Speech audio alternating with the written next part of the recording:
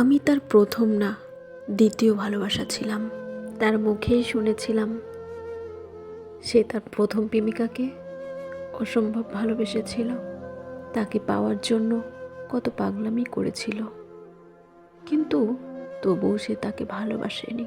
আমি সেদিন শুনে বলেছিলাম, এতটা ভালোবাসার পরেও মানুষ কিভাবে ছেড়ে চলে যায়। তার প্রাক্তনের প্রতি এত ভালোবাসা দেখে আমি সেদিন তার প্রেমে পড়ে গিয়েছিলাম। আর মনে মনে ভেবেছিলাম, যে তাকে ভালোবাসেনি তাকে যদি সে এতটা ভালোবাসতে পারে, তাহলে যে তাকে ভালোবাসবে সে তাকে কতটা ভালোবাসতে পারে। কিন্তু আমি ভুল ছিলাম। আসলে মানুষ কোনো কিছু সহজে পেয়ে গেলে না, তার আর কোনো মূল্য দিতে জানে না। আমি তার জলজ্যান্ত প্রমাণ।